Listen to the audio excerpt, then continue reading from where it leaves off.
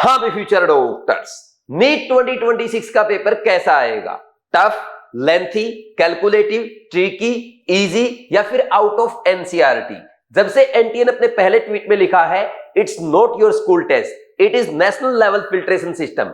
NTA ने अपनी language से बच्चों को डराने की कोशिश की थी कि नीट 2026 का पेपर बहुत टफ आने वाला है। हालांकि वो ट्वीट डिलीट कर दिया और अपनी गलती सुधारने के लिए उन्होंने बार बार ट्वीट किए कि इस बार सिक्योरिटी बहुत टाइट होने वाली है और free and fair exam conduct कराया जाएगा। लेकिन एनटीए यही नहीं रुका, फिर उन्होंने क्वेश्चन अपलोड करने स्टार्ट किए और बायो का एक कंट्रोवर्शियल क्वेश्चन पूछ लिया, जिसके बाद से बच्चों में एक कंफ्यूजन आ गया है कि यार इस बार नीट 2026 में क्या होने वाला है। वही कंफ्यूजन आज के इस वीडियो से आपका क्लियर होगा। और जिन बच्चों को ये डाउट है कि बायो के जो कंफ्यूजिंग पार्ट है, ओल्ड एनसीईआरटी में कुछ है, नई एनसीईआरटी में कुछ है, उसका क्या सॉल्यूशन है, वो भी मैं आपको आज के इस वीडियो में लास्ट में बताऊंगा। लेकिन इससे पहले नीट 2026 पेपर कैसा आएगा? देखो, हर बच्चा, पेरेंट और टीचर ये बात समझता है अब पेपर उतना आसान नहीं आएगा जितना नीट 2020, 22, 23 या 24 के टाइम पे आता था। और लास्ट ईयर एनटीए ने भी क्लियर किया था कि हम अभी तक पेपर आसान इसलिए बना रहे थे क्योंकि लॉकडाउन फेज था। इस साल से पेपर का लेवल बढ़ेगा और लास्ट ईयर हम सबने देखा एनटीए ने नीट 2025 ही नहीं बल्कि जेईई मेंस 2025 का भी लेवल बढ़ाया था। तो यहां से बिल्कुल क्लियर है अब हमारा पेपर उतना आसान नहीं आएगा। तो सर क्या इस बार नीट 2025 की तरह टफ पेपर आएगा या लेवल उससे भी ज्यादा बढ़ जाएगा? देखो, अगर हम प्रीवियस ईयर्स का एनालिसिस करें, एक बार अगर एग्जाम पैटर्न चेंज हो जाए वो लगातार 3, 4, 5 साल तक मेंटेन रहता है। जैसे 2020 में पहली बार इजी पेपर आया, फिर 24 तक लगातार 5 सालों तक इजी पेपर आता रहा, अब 2025 में पहली बार टफ आया है, तो इसी लेवल को मेंटेन करना होगा एनटीए को। लेकिन मुझे पर्सनली नहीं लगता कि आपका पेपर का टफनेस लेवल नीट 2025 के जैसा या उससे टफ होने वाला है। सर कैसे बोल सकते हैं?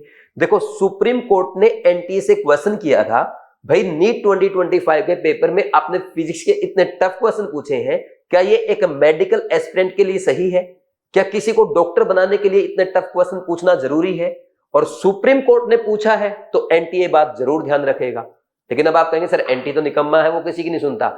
एनटीए नहीं सुनता आप जैसे स्टूडेंट्स की, मेरे जैसे टीचर्स की और आपके पेरेंट्स की, लेकिन सुप्रीम कोर्ट की वो सुनता है। एक एग्जांपल सुनो, नीट 2024 में जब बड़े लेवल पे धांधली हुई थी, उसके बाद नीट 2025 में सिक्योरिटी कितनी टाइट की गई थी, और अभी देखो 2026 के लिए लगातार ट्वीट आ रहे हैं, लगातार वो बोल रहा है कि इस बार हम फ्री एंड फेयर एग्जाम कराएंगे। इसका मतलब क्या है? कहीं ना कहीं एनटीए सुप्रीम कोर्ट की सुनता है, और सुनता है तो पेपर का लेवल भी इतना ज्यादा नहीं रखा जाएगा। लेकिन एक प्रॉब्लम है, अगर पेपर का लेवल कम कर दिया तो क्या होगा?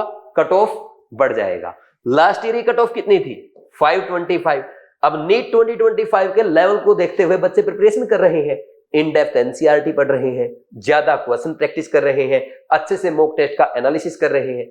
अगर बच्चे प्रिपेयर्ड होंगे और पेपर इजी आ गया तो कट ऑफ एकदम ज्यादा चला जाएगा। मान लीजिए कट ऑफ चला गया वापस 600 पे, तो अब एनटीए में सवाल आएगा, भाई आपने कहीं ना कहीं इस बार भी चीटिंग करवाई है, तो क्या एनटीए चाहेगा कि 2024 में भी उस पर क्वेश्चन उठा था, फिर 2 साल बाद उस पर क्वेश्चन उठ जाए? आप क्या बोलेंगे? एनटीए तो ऐसा नहीं चाहेगा। तो एनटीए अब क्या करे? भाई पेपर टफ भी नहीं रखना, सुप्रीम कोर्ट ने बोला है, और कट ऑफ भी ज्यादा नहीं जानी चाहिए। ये हो सकता है ज्यादा से ज्यादा 5-10 नंबर बढ़ा दो आप, इससे ज्यादा आपकी नहीं बढ़नी चाहिए, यानी लगभग मेंटेन रहनी चाहिए। तो क्या करेगा एनटीए? सबसे पहला काम तो यह है कि अब चीटिंग ना होने दे, बिल्कुल फ्री एंड फेयर एग्जाम कराएं। और इसमें लगातार एनटीए बोल रहा है कि हम फेयर एग्जाम कराएंगे। इवन अब तो एनएमसी का भी नोटिफिकेशन आ गया, भाई 2 और 3 मई को जो भी मेडिकल स्टूडेंट्स हैं, एमबीबीएस वाले हैं, एमडी वाले हैं, उनको हम छुट्टी नहीं देंगे एक्सेप्ट इमरजेंसी केस। क्यों? क्योंकि 2024 में इन लोगों ने ही तो पेपर सोल्व किया था, गवर्नमेंट के पास तो सारी रिपोर्ट है ना। तो अब इनकी छुट्टी इसलिए कैंसिल की गई है, ये आज ही एनएमसी का नोटिफिकेशन आया है। ठीक, तो फेयर एग्जाम होने वाला है, इसमें कोई डाउट नहीं है। और ये हमारे लिए सबसे अच्छी बात है कि अगर चीटिंग नहीं होगी तो कट ऑफ डेफिनेटली कम जाएगा। तो नीट 2026 लगातार आपके लिए गोल्डन चांस बनते जा रहा है। फिर बात, अब कट ऑफ सिर्फ चीटिंग कम करने से नहीं होगी, पेपर का लेवल भी सही रखना होगा, बट टफ नहीं रखना। तो एनटी क्या करेगा? पेपर टफ मत रखो, लेंथी कर दो ताकि एक ही क्वेश्चन में बच्चा ज्यादा टाइम लगाए। कैलकुलेटिव कर दो ताकि कैलकुलेशंस में बच्चा फंसा रहे। और कुछ क्वेश्चंस ट्रिकी जो है वो बढ़ा दो ताकि बच्चे के क्वेश्चंस नेगेटिव हो जाए, मार्क्स कम आए और कट ऑफ कम हो जाए। यही तो मेथड है।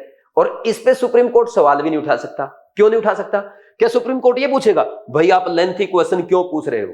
भाई एनटीए बोल देगा क्लियर, सर इसलिए पूछ रहा हूं क्योंकि मैं अपने स्टूडेंट का पेशेंस चेक करने चाहता हूं, और एक डॉक्टर का मोस्ट इंपोर्टेंट कैरेक्टर है पेशेंस। अगर वो लेंथी क्वेश्चन में ही से भाग जाएगा तो वो लंबे लंबे टाइम तक ऑपरेशन थिएटर में कैसे खड़ा हो पाएगा? फिर कैलकुलेटिव क्यों पूछ रहे हो? सर मेडिकल फील्ड में इतना ज्यादा प्रेशर है, जब उसकी कैलकुलेशन अच्छी नहीं होगी तो वो कैसे दिमाग लगाएगा, मुझे प्रायोरिटी किस चीज को देनी, मुझे काम कैसे करना है, इतना प्रेशर कैसे झेल पाएगा? फिर ट्रिकी क्यों पूछा? ट्रिकी इसलिए पूछा कि बच्चा अगर छोटी छोटी चीजों पे ध्यान नहीं देगा, गलती कर देगा, पेपर में फेल हो जाएगा। और अगर ट्रिकी नहीं पूछेंगे पास होकर के आ जाएगा। ऑपरेशन थिएटर में तो छोटी छोटी बातों का ध्यान रखना पड़ता है। एक छोटी सी गलती हो गई ना, एक जिंदगी जा सकती है। इसलिए हम चेक करना चाहते हैं बच्चे का टेम्परामेंट, क्या वो छोटी छोटी बातों का ध्यान रखता है, क्या वो पेशेंस से अच्छे से कैलकुलेशन करता है, क्या वो लेंथी क्वेश्चन से घबराता नहीं है। तो ये जवाब होगा एनटीए का। तो मुझे लगता है नीट 2026 का पेपर लेंथी होने वाला है, कैलकुलेटिव होने वाला है, ट्रिकी होने वाला है। लेंथी कर दो, बायो ऑलरेडी 1-2 साल से लेंथी आ रहा है। केमिस्ट्री का और थोड़ा सा लेवल बढ़ा दो।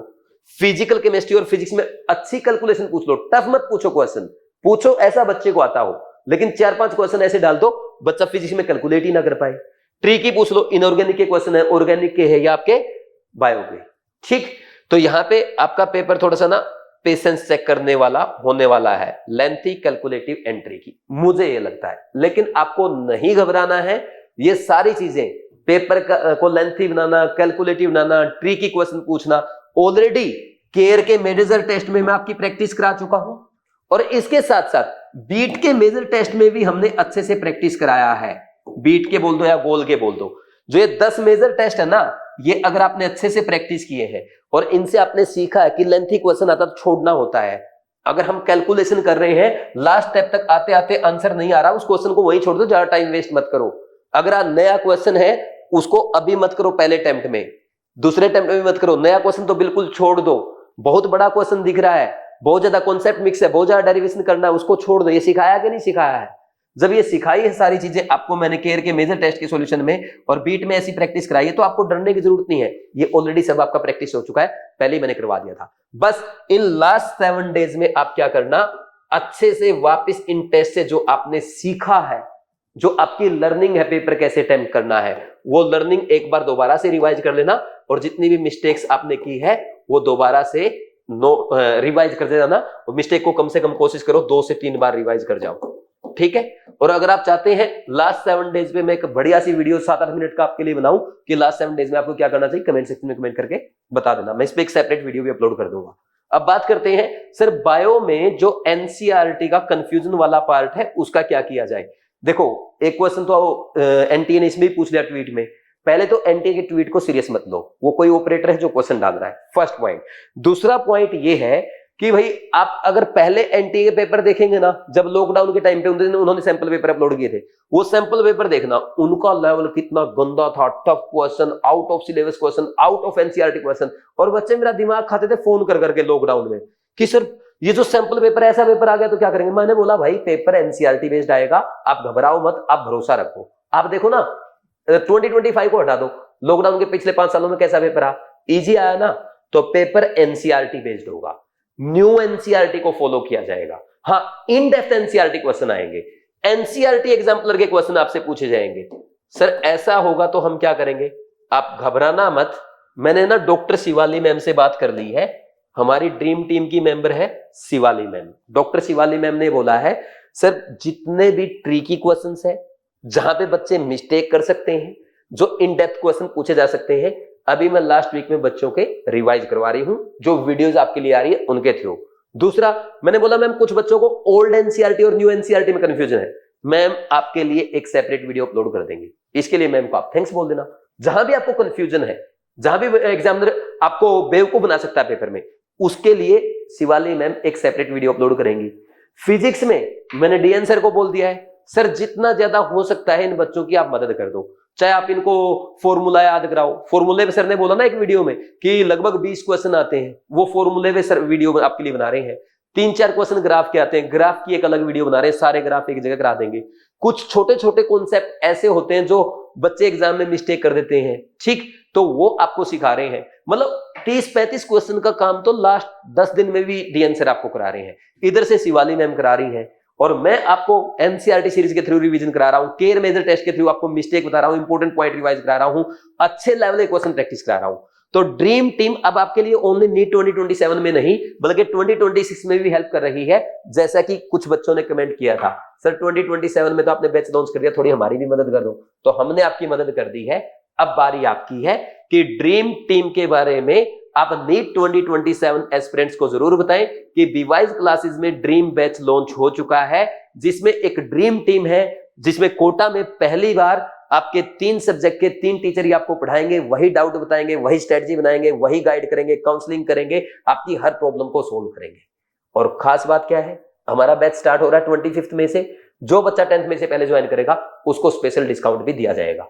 अब आपकी जो प्रॉब्लम इसके अलावा है वो कमेंट सेक्शन में कमेंट कर दो। मैंने आपसे प्रॉमिस कर रखा है एग्जाम तक आपके साथ हूं, बस आप कमेंट कर देना। ज्यादा बच्चों की प्रॉब्लम होगी मैं वीडियो बना दूंगा, किसी 1-2 बच्चे की इंडिविजुअल प्रॉब्लम होगी, पर्सनल प्रॉब्लम होगी, वो मेरे से 9429693672 इस नंबर पे कॉल करके बात कर सकता है। ठीक है भाई, thank you very much, all the best, God bless you.